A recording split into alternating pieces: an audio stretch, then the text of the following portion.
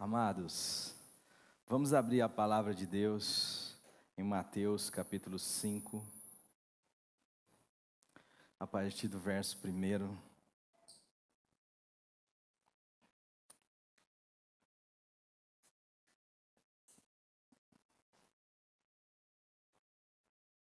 Eu quero ler com vocês, vendo Jesus. É interessante que o texto começa com uma expressão que é simples, mas é uma expressão que é muito significativa. A ideia de que nós estamos sendo observados, de que há um olhar sobre nós, vendo Jesus. Vendo Jesus, uma expressão comunitária, é um valor social. Ele está olhando não uma pessoa, mas ele está olhando uma multidão. Vendo Jesus, as multidões, subiu ao monte. Então, esse olhar que ele deu às multidões, esta olhada profunda que ele deu a uma expressão comunitária, fez com que ele tomasse uma atitude. Eu vou tomar uma atitude aqui. E essa atitude, ela é promovida pelas observações que ele fez ao olhar as multidões. Ele olhou e ele viu algo. E ele viu algo que ele entendeu necessário intervir. A partir do que eu vi, eu preciso tomar uma atitude. A partir daquilo que eu percebi nesta multidão, neste encontro, nessa estrutura social, eu preciso tomar uma decisão. E a palavra de Deus vai dizer que ele sobe ao monte. Ele se coloca numa posição de destaque. Ele se coloca de uma posição onde a multidão, o último lá, como o primeiro cá, pudesse vê-lo e pudesse ouvi-lo. Não importa onde você está nesse processo. Jesus é sempre assim, o Evangelho é sempre assim. O Evangelho, ele não tem o primeiro e não tem o último. O Evangelho, ele é para todos. Ele se preocupa com todos.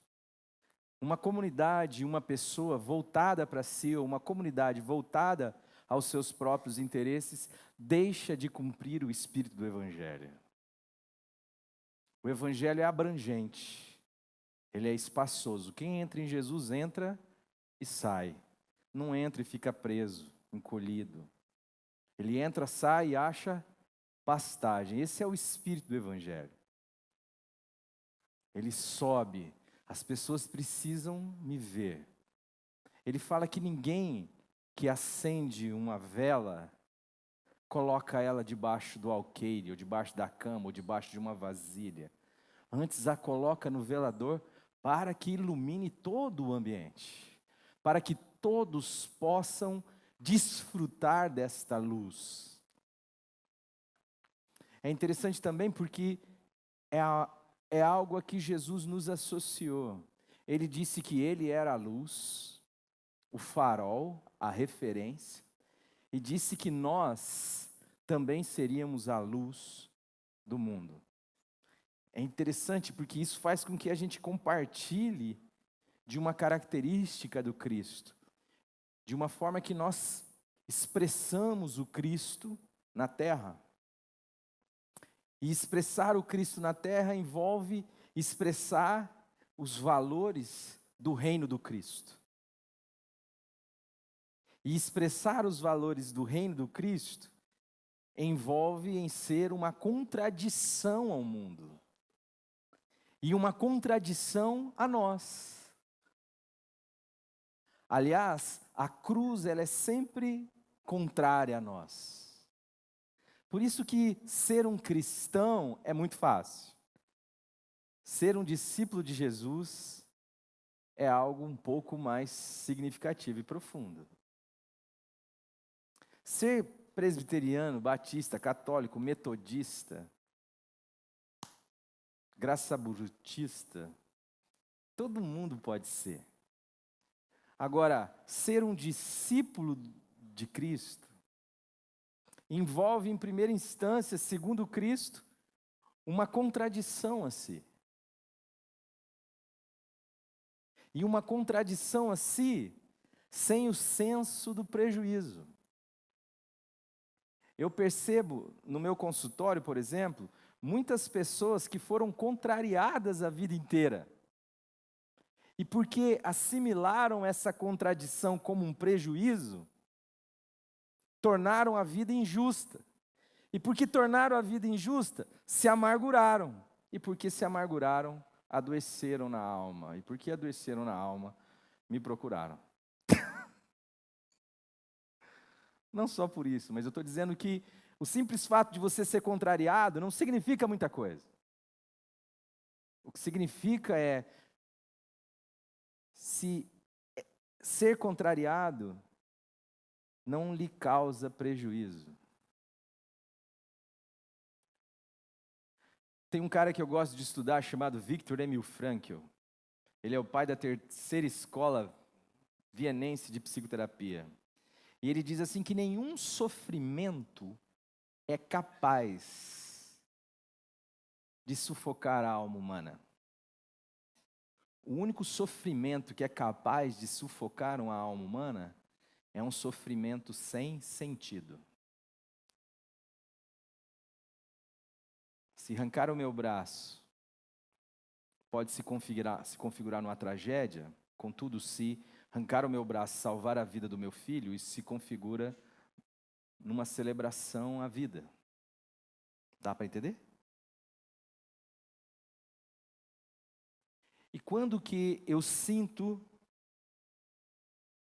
essa realidade, que aparentemente é uma contradição, como algo que no fundo, é de fato valoroso?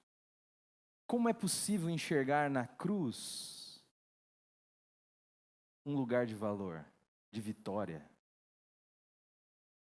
um lugar de vida? Existe uma necessidade, a minha mente precisa mudar. Eu preciso de uma metanoia, eu preciso de uma conversão genuína. É por isso que é muito fácil ser um cristão e muito mais significativo e profundo é a dimensão do discipulado do Cristo. Ser um discípulo de Cristo significa dizer que você está aprendendo dele, você se submeteu ao jugo do seu ensino. Mas isso não demanda só um ensino do ponto de vista didático, do ponto de vista daquele que a gente aprende na sala de aula ou nos livros. Como o Rogerinho bem ressaltou aqui no início da nossa reunião, toda a dimensão com Deus, inclusive do conhecimento de Deus, e portanto do aprendizado nosso, se dá na relação. Você quer aprender de Deus? Não basta você buscar informações sobre Deus. Você precisa de Deus na vida. Você precisa andar com Ele. Mas eu não enxergo Ele. Mas essa é a dimensão da fé.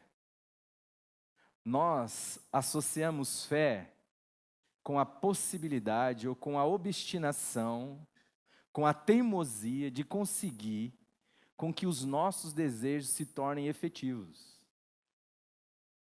A gente chama de fé a capacidade de convencer Deus de que nós estamos certos, de que o nosso desejo deve ser acatado ou favorecido por Ele.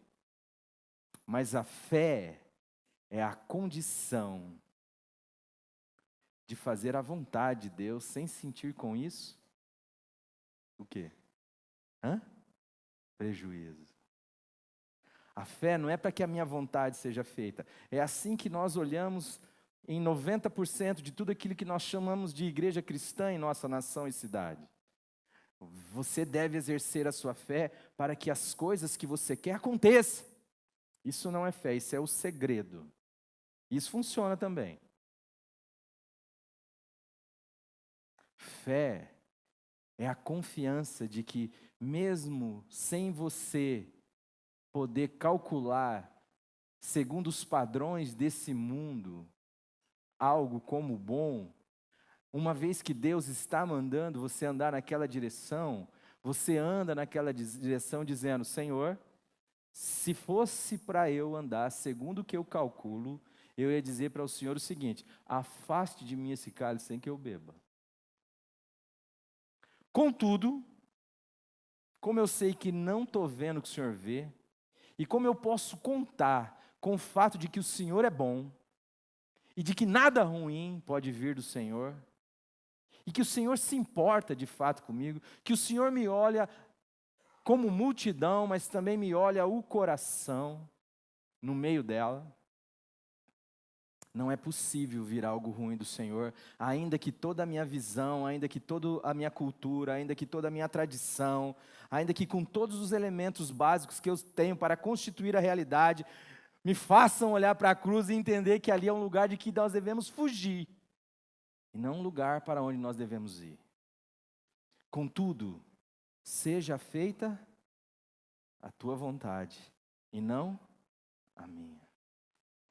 A fé é essa condição de se submeter ao caráter e de confiar num caráter bom de Deus.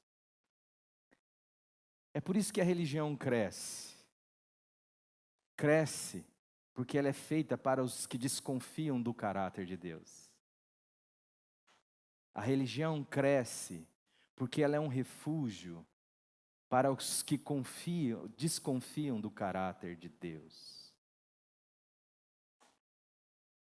Porque a religião é aquilo que você pode construir, realizar a partir de você e das ferramentas que o mundo lhe dá.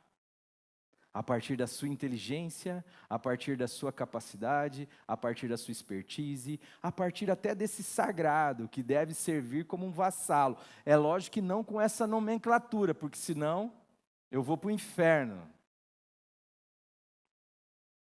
Mas é o que no fundo eu espero, um Deus bobo, um Deus trouxa, um Deus que eu manipulo, um Deus carente, um Deus que é tão tonto que me dá 100 vezes mais o senhão que eu pus no gasofilaço. Um Deus que é tão tonto que se eu ficar 7 dias passando fome, Ele acredita em mim. Ele faz o que eu quero. Um Deus que é tão tonto, tão carente, que se eu ficar bajulando Ele, Ele vai querer me recompensar. Um Deus tão pueril.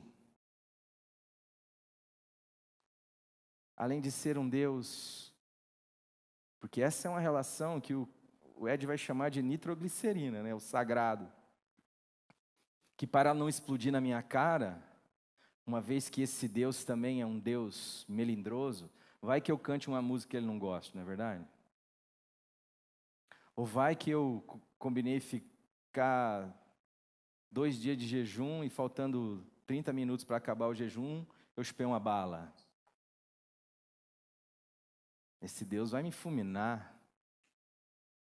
Aí faz sentido aquilo que o Rogerinho falou aqui no começo. Tá ruim as coisas, irmão? Pecado oculto, né? O Deus da religião está ferrando você. Você deve ter feito alguma coisa errada.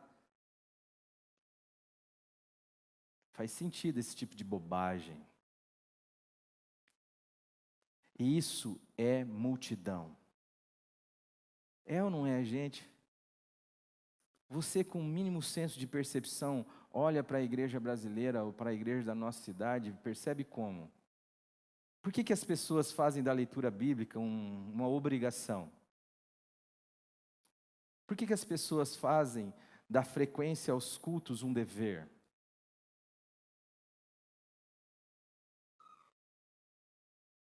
Por que a oração passa a ser uma penitência?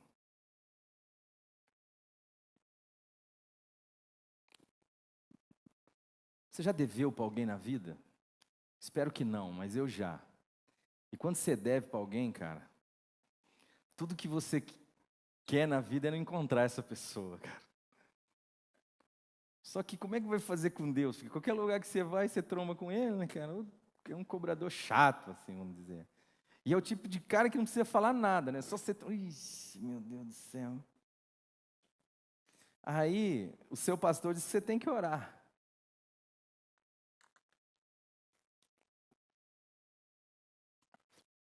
Aí você vai orar. Pensa numa oração feliz. Pensa numa oração verdadeira. Pensa num coração quebrantado, que é a sua oração. Um cara devendo, de um cara que está ali para te cobrar, só para lembrar que você é ruim, que você não é bom o suficiente. Só para lembrar que você está na mão dele. Tome cuidado! Só para você acordar aí. Porque dependendo do dia, o Deus não estou bom hoje. Sabe o Deus não estou bom hoje? Acordou e falou, não estou bom hoje não.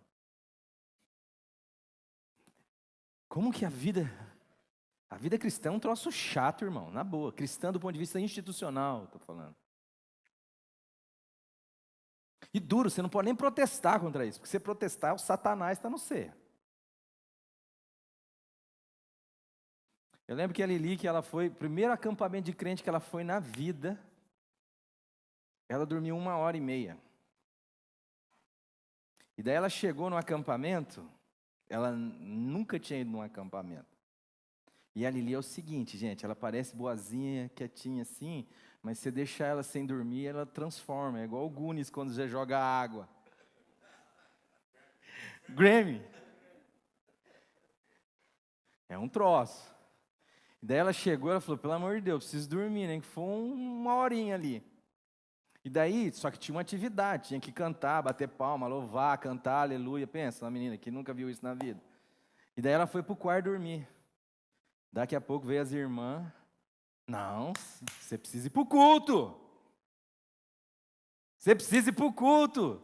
E ela, minha senhora, a senhora não entendeu. Eu não saio daqui, mas nem na pancada. Pronto, era o Satanás. Juntou as 6 irmãs. Oh, Deus Todo-Poderoso, tira o Satanás dessa menina. E aquele negócio virou. Não, ela só quer dormir, velho. Ela só queria dormir, só. Você vai falar alguma coisa que contrarie, pronto, é o Satanás. Então você tem que ficar o quê? Quieto. Você tem que aceitar o jugo. E Jesus está vendo isso. Ele está olhando para a multidão, ele fala, não é possível isso, gente. Deixa eu subir nessa cadeira aqui. Deixa eu subir nesse barranco aqui. Eu preciso falar com esse povo. Vendo Jesus as multidões, subiu ao monte e como que se assentasse, aproximaram-se os seus discípulos. Existe uma dimensão do discipulado. E essa dimensão é para gente que quer se achegar a Cristo. Para ouvir de perto. Para conhecer de Jesus, para ouvir de Jesus. Chega para perto. Vem pertinho do Senhor, Ele não morde. E você vai descobrir que há uma diferença enorme entre Ele e a religião criada em nome dEle. Há um abismo intransponível entre Jesus, o Cristo, e o cristianismo. E talvez você tenha que descobrir isso da pior maneira. Ou talvez essa seja a grande notícia da sua vida. Porque talvez você nunca quis ir para perto de Jesus. Aproximaram-se dele, o quê? Seus discípulos. Porque você teve expertise o suficiente para saber que o que dizem dele, que o que foi criado em nome dele, é ruim. É chato. É mais do mesmo. É mal. É mal, gente. É mal. É algo que causa abominação a ele. É o mal com cara de bem.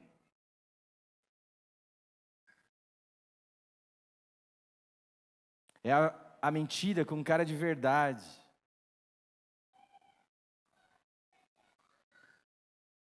É Satanás como anjo de luz. E ele disse: eu abomino isso.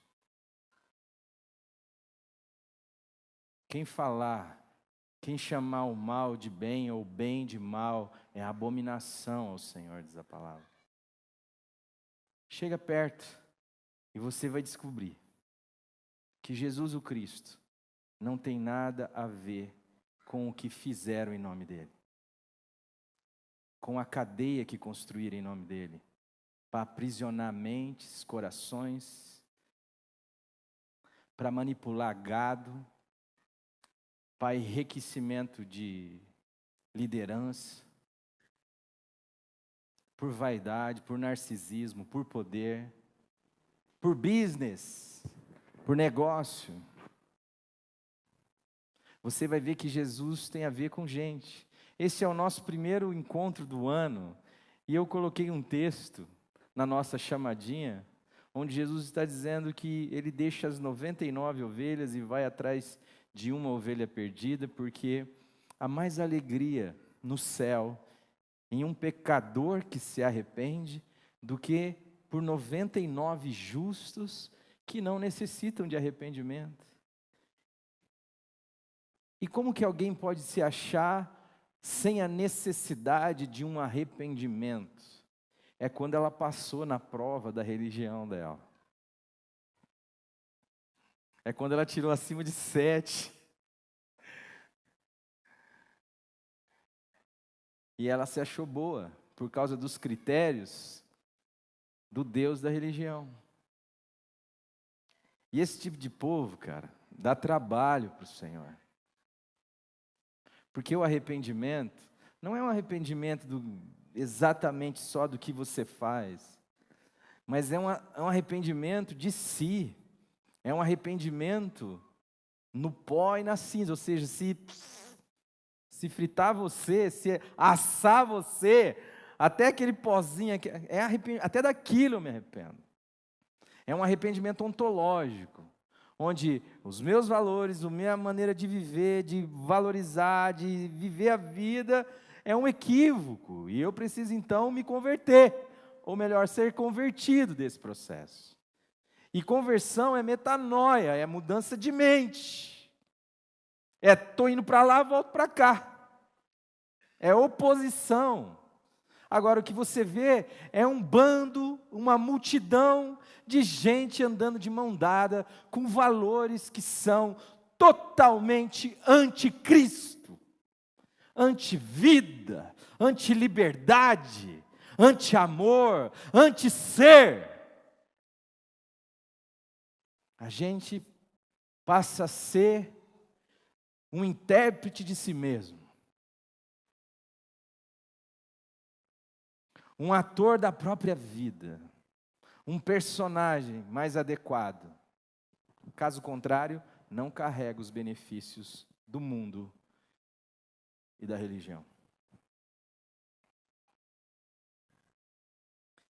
E aí ele passou a ensiná-los, dizendo: Jesus quer falar com você. E Jesus está falando com você. Preste atenção, olhe para mim.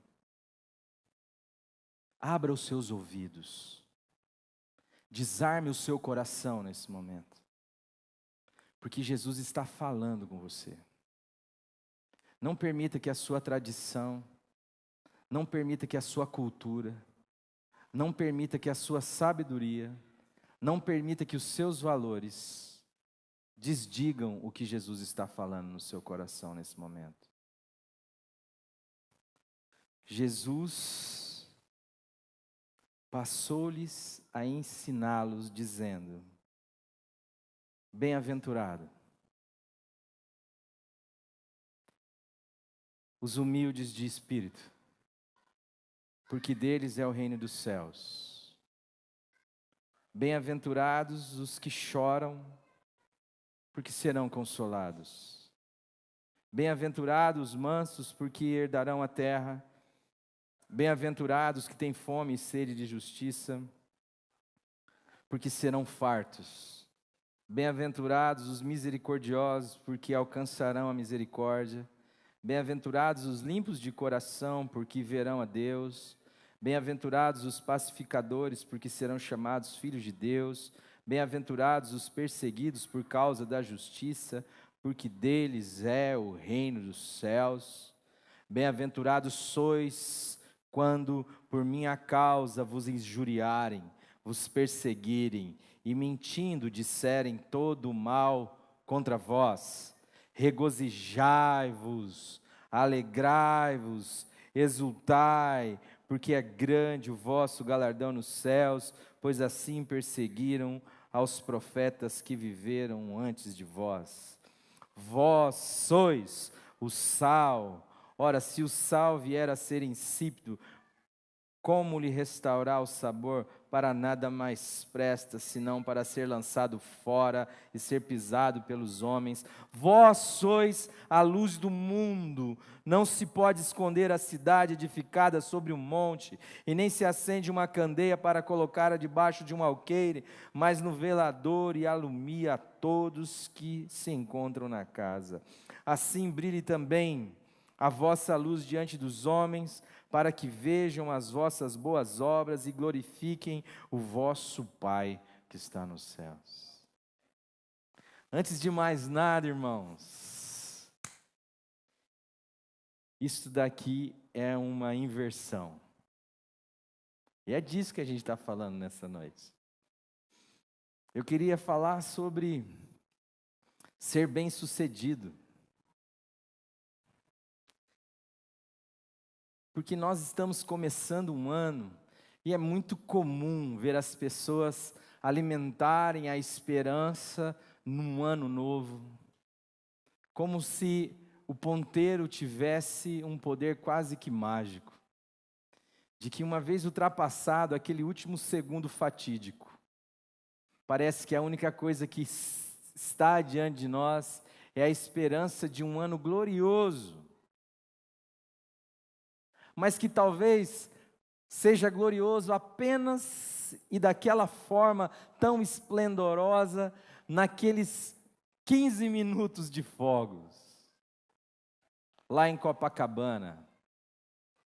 Porque logo depois que vai passando a ressaca, o ano parece que vai virando mais do mesmo, e aí o que eu começo a esperar é a loucura do dia a dia, matar um leão por dia, na esperança de que lá no final, de novo, eu esqueça tudo o que aconteceu nesse ano e alimente de novo uma esperança que há vários natais, há vários anos novos, eu alimento de que as coisas irão mudar do lado de fora, de que a felicidade poderá ser encontrada, de que eu darei certo, de que eu serei bem-sucedido.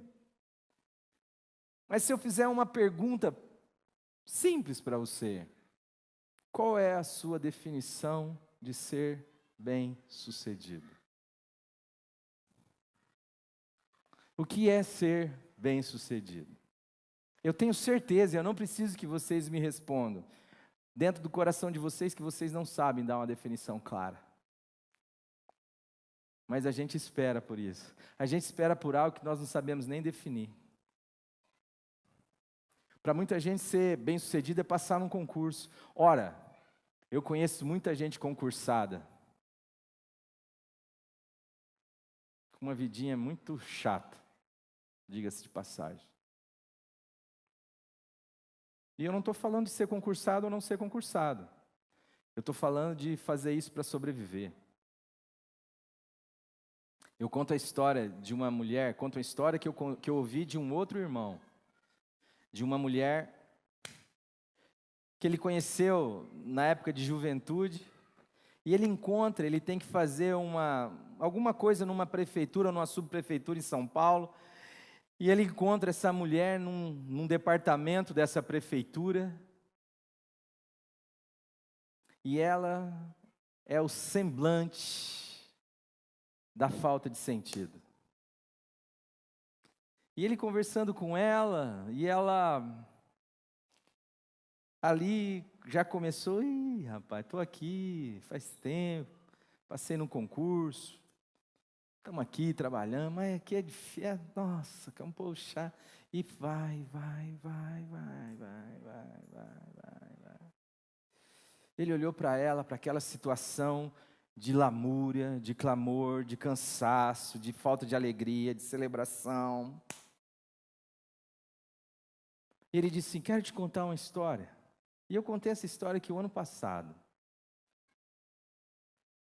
Eu não lembro o nome do homem, mas eu vou inventar um nome aqui, e vocês vão fazer de conta que é o mesmo nome, tá? Seu Benedito. O seu Benedito trabalhava, vocês até me ensinaram o nome, tipo Sanepar de São Paulo, como que é? Sabesp. E o seu Benedito trabalhava de cavar valeta. Naquela época cavava-se valeta, não sei se vocês sabem disso. E era na picareta. Hoje em dia chega o tratorzão lá, naquela época não, picareta. E ele cavava um buraco, rapaz. Mas o negócio parecia que tinha sido medido a paquímetro. Era um negócio assim, coisa linda de ver.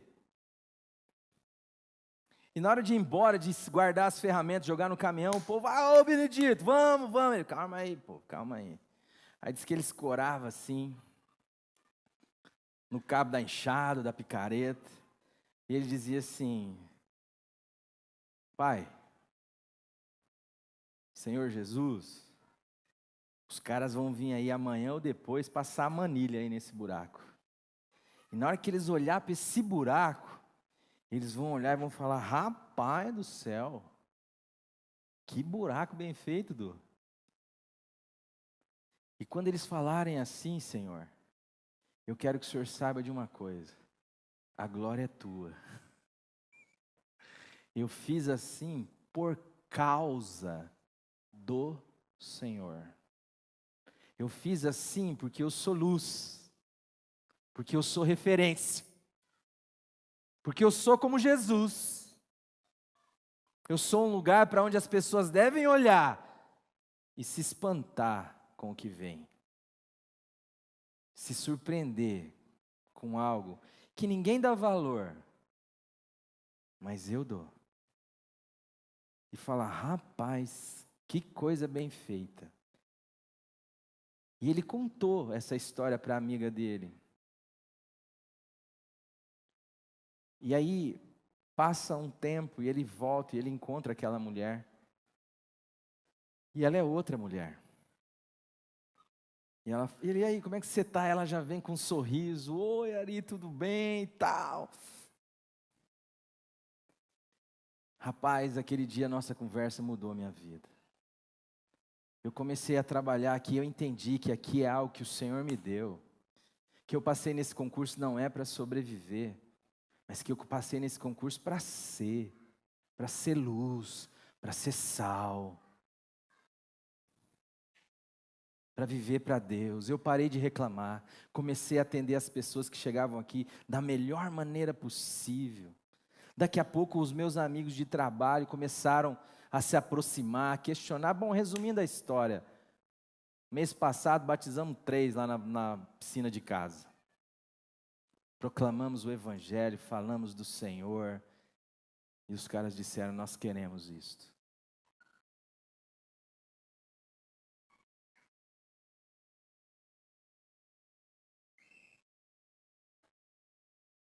Há uma mudança de mente. Como é que você pode entender que é bem-aventurado o humilde, o humilhado? Que o cara que está na cruz é o bem-aventurado e não o maldito, como todo mundo diz. Maldito todo aquele que for pendurado no madeiro. Como é que a gente pode entender que bem-aventurado é os que choram?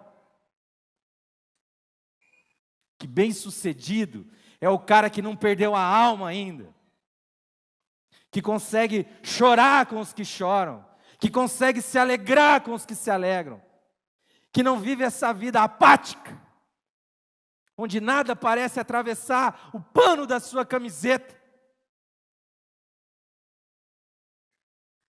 Viramos zumbis emocionais, afetivos. Perguntei para um paciente no meu consultório: há quanto tempo você não beija o seu pai? Eu não me lembro, faz anos. E parece que isso não faz diferença.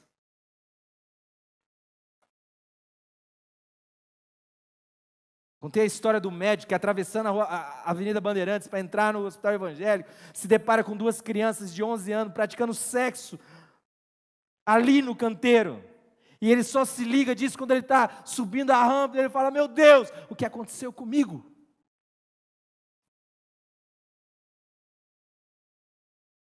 Somos indiferentes. Estamos calejados na alma. Apáticos. Para a gente, a alegria é a expressão do hedonismo. Ser bem-sucedido é não chorar nunca. É não experimentar sofrimento, é adiar todos os sofrimentos. Todos! E gastamos a nossa vida, a nossa energia, e matamos os nossos relacionamentos para não sofrer, para não chorar. Se protegendo da vida, você desconfia de Deus, desconfia de uma realidade que é insofismável, inegável. Todo ser humano que pisou nessa terra irá sofrer. No mundo tereis, mas os que não perderam a sua alma, os que choram e os que se alegram, têm a condição de ter um bom ânimo. Por quê? Porque Jesus ressuscitou, irmãos. Porque Ele dá a última palavra acerca de tudo. Porque a morte não tem mais o poder sobre a nossa vida. Ainda que eu morra, eu vou viver. De tal forma que existe sempre o bem possível em cada tragédia da nossa vida. Eu posso me erguer, porque Jesus, aquele que passou pelo crivo da morte de cruz, que foi ao inferno, porque me amou, porque poderia muito bem não ter vivido isso, mas cuja morte não pôde segurá-lo, retê-lo, antes ele levanta, ele é exaltado, ele desce às profunduras do inferno, mas ele levanta, e leva cativo o cativeiro, e dá dons a todos nós, e diz assim: tenha bom ânimo. Nessa perspectiva, ser bem-sucedido é a capacidade de viver a vida em todas as suas dimensões. E a vida tem noite e tem dia, tem chuva e tem sol. Tem sofrimento e tem alegria. Você não fica capengo, só de um lado. É o que Paulo vai dizer: eu, por experiência da vida, aprendi a viver contente em toda e qualquer situação. Eu sei ser exaltado, eu sei ganhar o prêmio Nobel. Eu sei ser humilhado, eu sei ser preso. Eu sei ter fartura, eu sei ser rico. Eu sei ser pobre. Eu sei ter gripe, eu sei não ter. Eu sei apanhar, eu sei bater. Eu tenho toda a experiência. Tudo posso naquele que me fortalece. Nesse prisma, chorar é bom. Chorar é bom por uma certeza. Um dia eu vou ser consolado.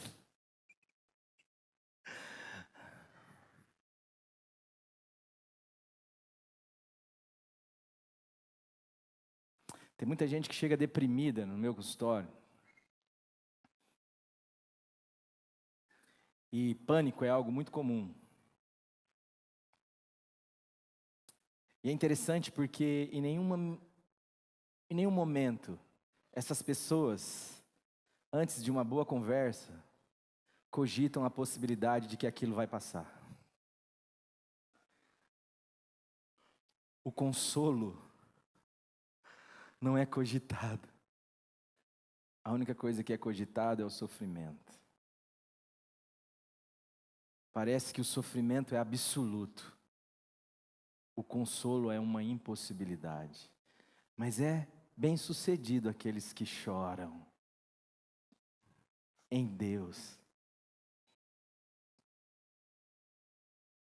sabendo que há sempre um consolo, há sempre um cafuné, há sempre uma possibilidade de mudar.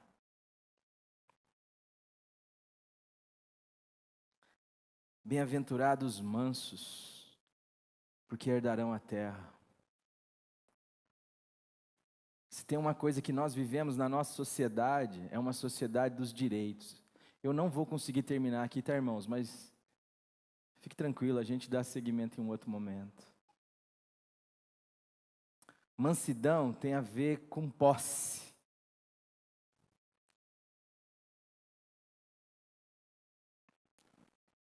Nós vivemos a sociedade dos direitos.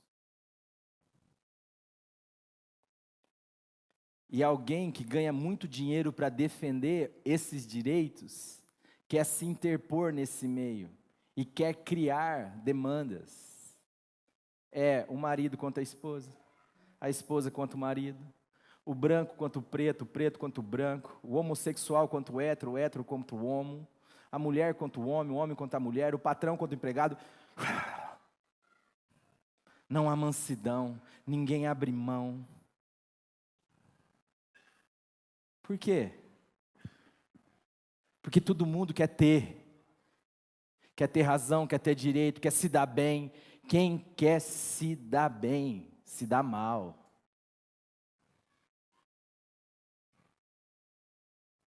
Caixão não tem gaveta.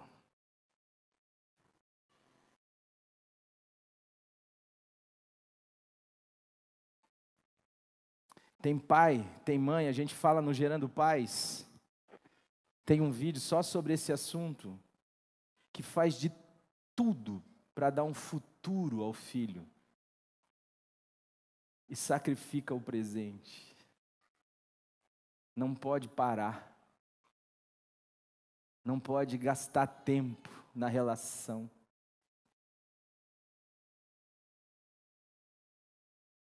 O que é mais importante nessa vida?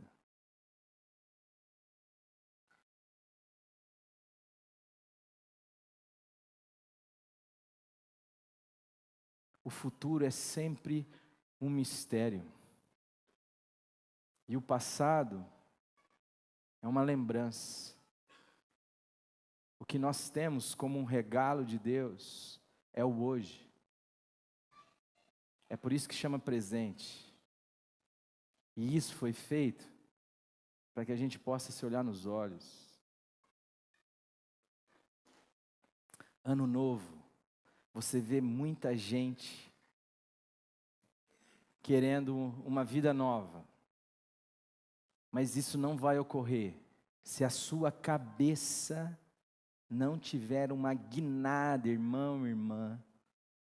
Que nem diz o outro, de 360 graus. Volta para o mesmo lugar, né? Não. Ô Cacá, ajuda aí. 180 graus. Você está indo para lá, volta para cá. Você está pensando de um jeito, tem que pensar do outro. É a oposição. É na morte que você encontra a vida. É o último que é primeiro. É o fraco que é forte. Está entendendo? Se não, irmão, tem muito lugar para você. Está lotado. Aqui nossa cidade está cheia de lugar para você. Alimentar a mesma mente velha de sempre, só que de uma maneira sacralizada, confortável. Parece que Deus está de acordo, não está. Não está. Se a sua cabeça não for invertida, mente, valor, ideia, não sofrer uma inversão, você vai chamar Genésio de Jesus a vida inteira. Vai louvar Satanás a vida inteira, cantando aleluia, glória, e feliz da vida. Aleluia, glória, e Satanás está ali, que massa. Os caras ensinam a gente fazer assim com Deus, a colocar Deus na parede. Você cumpriu o seu voto, irmão? Então coloque Deus na parede.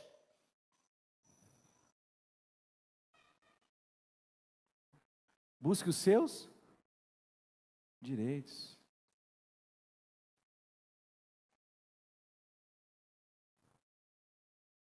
Tem muito lugar. Ô, Du, tô quase dando o microfone para você aqui, Du. Verdade, eu queria ouvir o que você está falando aí. Melhor, o que você está pensando.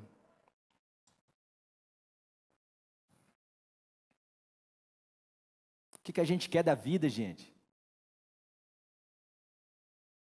O que a gente quer da vida? Você quer sustentar essa desgraça que está aí?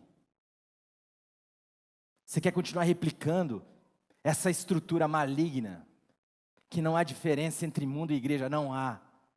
Pode haver diferença de costumes. Nós cantamos gospel, eles cantam sertanejo. Eu prefiro sertanejo.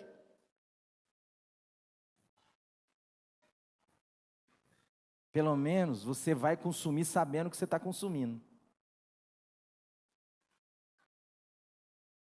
O sertanejo é uma droga e ele avisa para você, vem que é uma droga. Eu bebo mesmo, não sei o que lá mesmo, e não sei mesmo.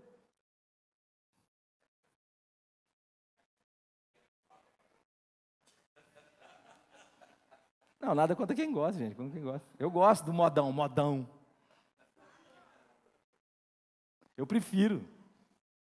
Prefiro do que você está achando que está falando para Deus e com Deus e... Tem uns cânticos que eu olho, como que é, gente? Me ajuda, vocês são capazes de me ajudar. Vai. Por exemplo. Alguém sabe a letra, não? Ninguém vai falar agora, fica vendo. Isso aí. Quem estava no brejo agora está não sei aonde, porque Deus veio, quem tirou sarro do ser, agora está te invejando. E é isso aí, irmão. Não é evangelho? Passa nem perto.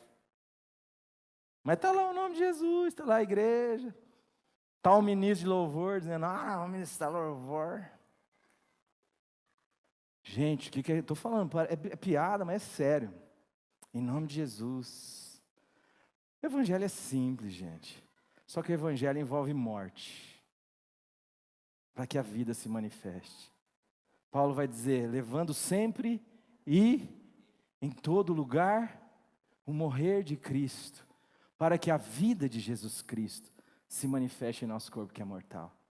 Para ser mais do mesmo, cara, para com isso, irmão. Eu já vivi tudo isso.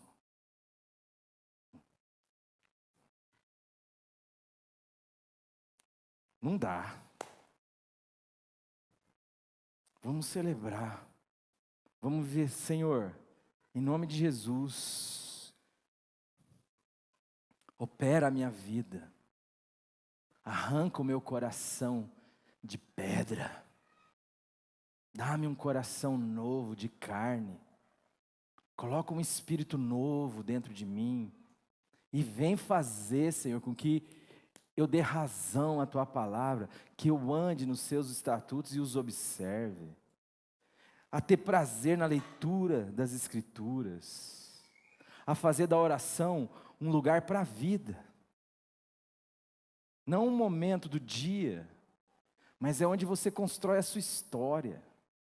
Pai, estou indo por aqui, pai, estou virando para cá. Pai, eu não enxergo, o Senhor vê, o Senhor sabe.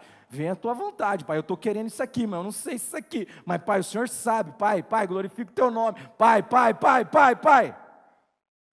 É assim a nossa vida. Avisar as pessoas que o evangelho é bom. Que o evangelho é descanso. Se o fardo é leve, como Jesus disse, o meu fardo é. Por que tem tanto cristão cansado? Está carregando um jugo, quando a palavra de Deus vai dizer que a unção despedaça todo jugo. Amados, vamos dar a nossa vida para que Deus governe. Vamos dizer assim, venha o teu reino, e que isso não seja uma oração que eu repito no Pai Nosso, mas que isso seja uma expressão do coração. Quantas palavras nós dizemos que não tem absolutamente nenhum sentido, ainda que eu consiga extrair dela um sentido, ainda que eu consiga entender o que ela significa, mas ela não significa isso para mim. Deus ama você, Deus é bom. Sabe por que a sua vida não foi arrebentada até agora? Não é porque o capeta fez um mau serviço, não, irmão. É porque ele não pôde fazer o que ele queria. E ele não pôde, porque o bem se interpôs entre ele e você. Deus quer o seu bem o tempo inteiro. A vida está conspirando ao seu favor. O problema é que a vida chama a gente para uma relação. E numa relação é fundamental a vontade do outro. E Ele só está esperando que você diga assim: Senhor, eu te quero porque o Senhor me quis primeiro. Eu te amo porque o Senhor me amou primeiro. Tenha misericórdia de mim, me ajuda a enxergar o que eu não consigo ver, me ajuda a ouvir. Nessa noite o Senhor está destapando muitos ouvidos. Quebranta o meu coração, Senhor. Me sara e eu serei curado. Tenha misericórdia. E aí, amados, a gente vai poder viver uma vida. Eu vou continuar com esse tema de ser bem-sucedido no próximo domingo. E eu espero que você esteja aqui, que você convide mais gente. Porque senão a gente vai estar falando de algo que a gente não sabe nem o que é. E abrigando valores que em nenhum momento vai trazer à nossa vida felicidade e sucesso. Do jeito que Jesus parou, olhou para a multidão, viu, falou: cara, eu preciso explicar um negócio para essa turma. Eu vou subir num lugar alto e eu vou falar com eles. Eu vou esperar que as pessoas que queiram aprender se acheguem para mim. E eu vou dizer para eles que bem-aventurado, que felizes, que bem-sucedidos são os humildes, não são os poderosos. Que bem-aventurados, bem-sucedidos são os que choram. Que bem-aventurados não são aqueles que ficam lutando pelos seus direitos o tempo inteiro.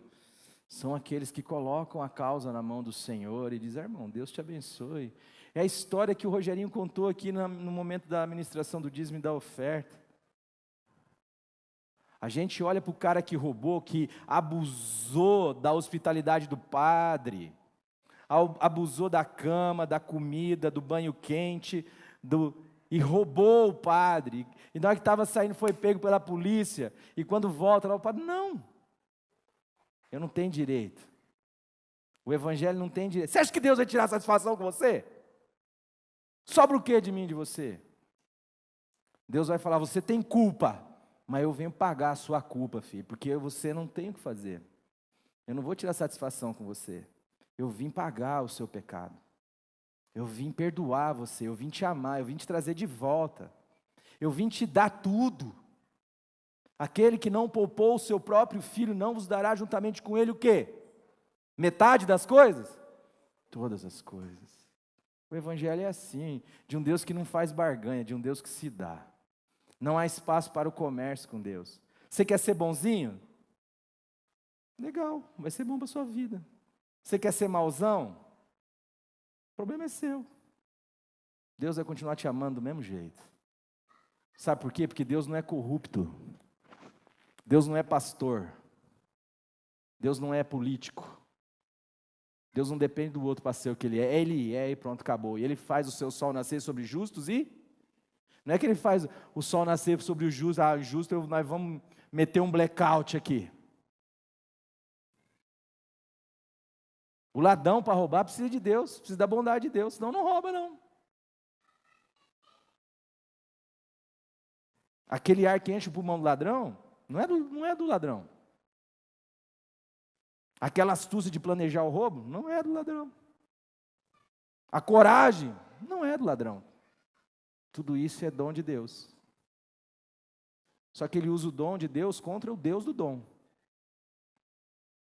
Porque ele não deu a coragem, a astúcia, a vida para que você use contra o seu irmão. Ele deu para que você ajude o seu irmão. E Deus está esperando que alguém pregue o amor de Deus para esse ladrão.